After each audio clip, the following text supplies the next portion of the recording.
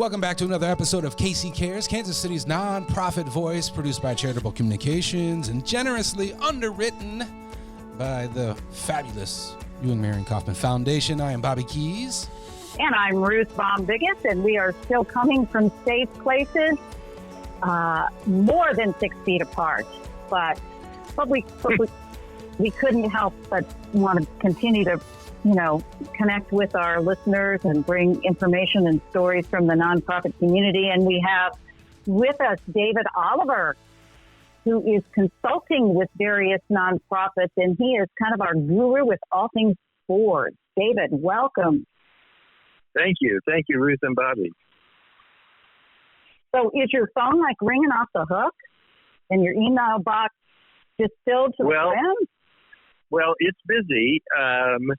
And I'm kind of getting involved in two different ways. One, I do have not-for-profits that I'm consulting with to help them. And these are extremely challenging times. I'm also sitting on a couple of boards and so have a lot of empathy for what not-for-profits are going through at the moment as they try to figure out how best to navigate during this pandemic. And what is top of mind? I guess we need to take it both as the consultant and the board member. What is really sitting with everybody now that, at least in the Kansas City area, we've been at this a good, I'd say 6 weeks or more? I have to say I am impressed at how many not-for-profits have, without a lot of guidance, figured out those things they need to do to keep going. Many of them had to switch to virtual as opposed to, any face-to-face operations. Many of them were confronted with, do I have enough funding to keep going? It has been extremely chaotic trying to figure out, even for a well-resourced business, how to apply for all the government funding that's gone on. I am dealing with one consulting client who thought they were in line for the PPP funding, had made representations to their employees that they were securing this, and that fell apart. Not their fault. But some banks, in all honesty, have done a better job than others in making certain that the loans get processed and paid the right way. Hopefully they're in line for the next tranche of money that's coming out. But these are significant challenges that no matter how big or small the not-for-profit is that they're facing. But I will say that my observation is that the smaller the board, the more nimble they can be right now. And I am hearing really good stories of both management and boards really digging in and working hard to at least get stabilized. What's the ideal size of a board? To me, that brings an interesting question to the table. Well, I don't think there is any hard and fast rule, but I tend to think, I'll give you an example. I'm on a board that is 6 people. We think that's too small. I'm on a board of 12. That is more manageable. But count me as somebody who believes that the organization needs to determine board size. I would caution not-for-profits that a lot of them think, I need a great big board because I'm going to get a whole lot of really good fundraisers on my board. And I think that's a red herring. I am dealing with some boards that are very frustrated, in all honesty, with themselves. And it's a difficult conversation because some of them who are leaning in to raise money are not happy that those on the board who at least said they would help raise money, aren't doing that. Now, and I'm talking about that pre-pandemic, I want to be very clear about that. So my advice to a not-for-profit is really sit down with your existing board and management and decide what's the right size board for this organization. And then do that with an analysis of what are the skill sets that the organization needs from a board to survive.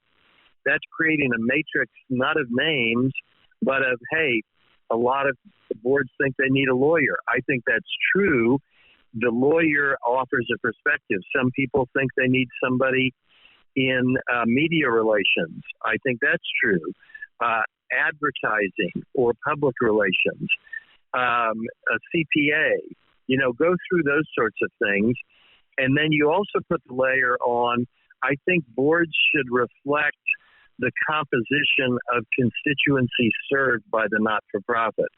So if you are, you need to do a demographic and a racial, ethnic, gender analysis of, are we really in touch with the who we serve? And that's an important analysis. But I think 9 to 12 is an ideal size. Bobby, you and I have had conversations about diversity, equity, inclusion. What are your thoughts in terms of the organizations you've run into? And, we can have David jump in here and advise how to best do that. Yeah, because a lot of the stuff that I see going on within the nonprofits, the other nonprofits that I work with, that is a must. Like, the board has to be very diverse. And so you are reaching out and touching the demographics. But I think I like what you had mentioned about, understanding the demographics.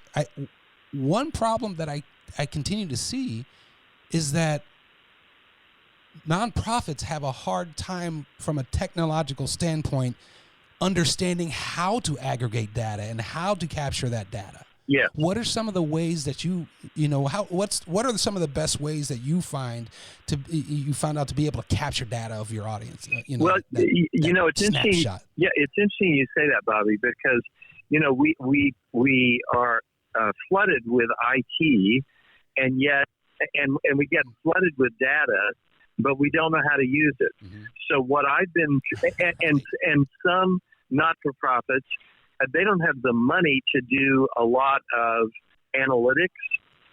But I worked with one where I said, okay, have you all as a board ever sat down to do a geographic analysis of where you all are from? I know the geography that you're trying to serve. Well, they had never done that. And they had kind of relied on putting people on the board that they knew. I'm not saying there's anything wrong with that, but I do think you can start very simply to say, okay, it's as simple as, where does everybody live? Then who do those people know? What other civic involvement do they have? What are their networks? If they have networks into their church or their synagogue or their mosque or some other organization, and kind of create your own analytics to help you decide how you should look. But it's a real culture shift. There are wrong ways to go about it. It is not like, oh, I'm gonna put a bunch of people on the board who look different than I do, and it's all going to work out. Mm-hmm. No, you got to figure out what is the culture, and what is the skill set that you are looking for. I'm part of an initiative at the moment that is really trying to accumulate best practices for how this is done. Because if I have a criticism of boards, it's that they talk about diversifying, but then they don't. Yeah. It is hard work. It is very hard work, okay? Yeah. Because we are very siloed. Yeah. We all live in our own communities. And so, you really have to have a commitment to seeing through the hard work. And when you begin to realize that, hey, this is not as easy as I thought it was, you still have to lean in and keep doing it. Yeah, that's a good point, because I think that's a hard pill for a lot of people to swallow when it is coming, when they do have to face those racial biases or tendencies or lack of diversity that they always thought. I meet a lot of people that are like, well, I got a diverse group of friends, and they really don't, right. But it's just their world that they live in, right? No, that's right. And I don't want to make any. And you I have don't to push people out. No, that's right. I don't want to make anybody feel guilty, but they are, in a sense, going to have to get out of their comfort zone. They are going to have to recognize that, and there is both academic and business literature that says, both in the context of a not-for-profit or a for-profit company, because after all, governance is governance, whatever the legal structure of a business is. But there's both academic and business literature that will say more diverse boards, broadly defined, create better results for an organization. There's actually quite a bit of literature out there that female majority boards perform better than male majority boards. And that's, in some respects, a bit of a hard pill for some older white males to accept. But come on, we're all in this together, and let's not stigmatize anybody. And then actually the hardest conversation is that diversity does bring difference of opinion, not just difference of the way you look. And so some of the challenge becomes that some people think, okay, and again, I will single out my cohort group of older white males. They're used to a certain way of thinking, a certain way of decision making, and they may say, okay, I'll go along with this diversification, but then they assume that the default decision making will be the way they have done that. And they need to learn that, no, there are new ways of making decisions. And it teaches compromise. It teaches building consensus. It teaches building a culture. Yeah, and that's hard for a lot of people these days, is having that even just discourse, right? It's like, well, it has to be so hostile. It's like, it's okay to disagree about things, and then because that helps you understand and helps you broaden your horizons. Yeah, and I'm really hoping the not-for-profit sector will continue to lead in insisting on civil discussion. Yeah. We don't have that by and large in government discussions now. That's become very toxic. A lot of news media, cable news, is very toxic, and people are not expressing differences of opinion to reach common ground. They're just expressing differences of opinion to argue. And if you're a board member of an organization, arguing is not going to get the job done. Getting the job done is reaching a consensus which is going to move the organization forward as a business entity. David, we've just got a couple minutes left. Tell us about this new undertaking you're doing so that folks will know about it and more. And actually, I hope you would, maybe we could come back. I'm part of the technical advisory team. Myself, Nicole Jacobs Sylvie, Dave Smith are working with Support KC on a diversity initiative.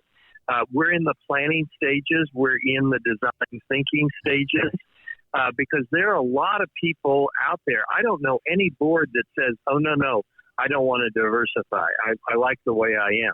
And again, diversity does not mean just, having more black people on the board. I don't mean any disrespect, but diversity is a very multifaceted thing. And so we are drawing upon those folks out there. I'll give a shout out to both Stephanie and Rodney Smith, who run a company called Sophic Solutions that is dealing with this in a very helpful, meaningful way. Some of this is REI training. I know I'm throwing a lot of initials and things at you, but maybe this is fruit for another discussion. David, as always, you have such great knowledge and advice and topics to discuss. We will have you back. Absolutely. Thank you so much for your time. Inspired by Ewan Marion Kaufman, the Kaufman Foundation believes that every person, regardless of their background, should have the opportunity to learn, to take risks, and to own their success. Working together with our Kansas City community and beyond, we take on approaches that break down barriers, providing people with the necessary skills throughout life to make or take a job and ultimately give back to their community. By listening to the communities we serve, tap into our learnings and relationships, and bring everyone together to build and support programs that improve education, boost entrepreneurship, and help Kansas City thrive. Learn more at Kaufman.org.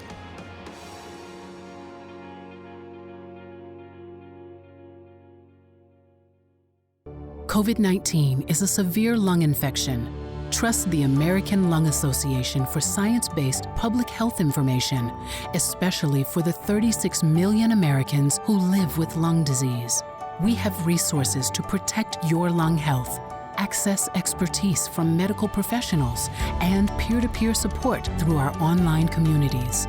Visit lung.org for daily updates or call 1-800-LUNG-USA.